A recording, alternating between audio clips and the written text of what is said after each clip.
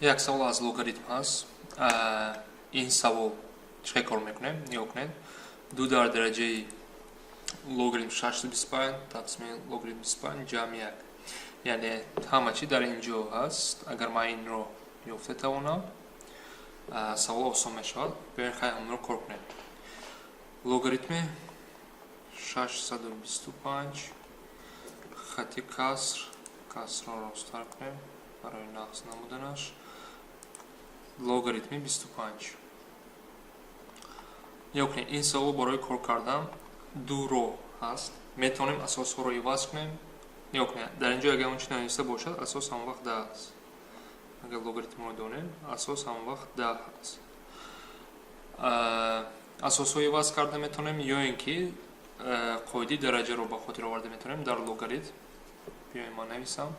اگر ما لوگاریتم a در اساس b در درجه n باشد، من این رو خیلی نوشته میتونم n ضرب log a b است، یعنی درجه به پیش میبید. این چه یاردم میکنند برای سوال رو کار کردن؟ یا کنید 625 لوگاریتم 625 به چی برابر است؟ این log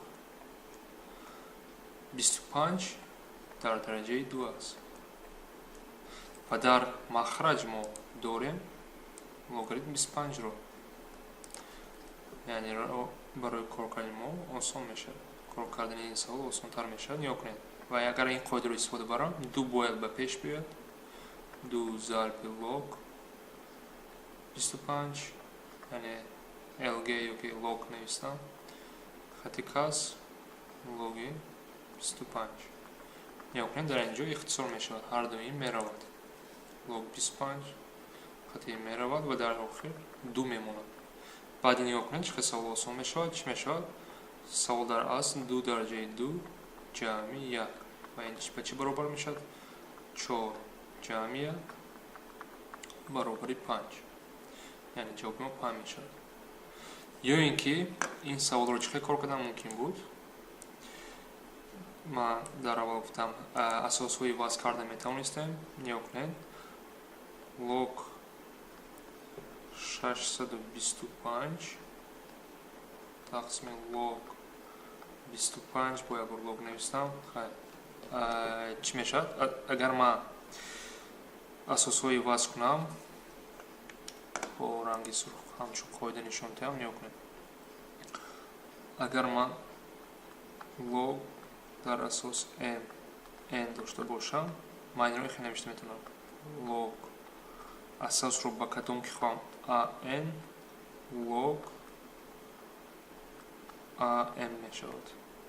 یعنی با کدوم اساس کدوم عدد رقم خواهم عوض کرده میتونم. اساس به مخرج میره و رقم n به سرعت میرود. در اینجا من 10 که 10 دارم در هر دوش برعکس رفته میتونم. یعنی من این سوال رو خیلی نوشته میتونم log در اساس 25 625 نوشته و این بعد قاعده ری این یکم گویم این قاعده 1 این قاعده 2 یکم رو استفاده برده چی گفته میتونم؟ این 625 در درجه 2 و این به 2 log 25 میشه. چیکار که ما میدونیم وقتی که اینها برابر شوند اینها به 1 برابر میشن. 2 ضرب 1 2 میشه. یعنی با جواب 5 میشه.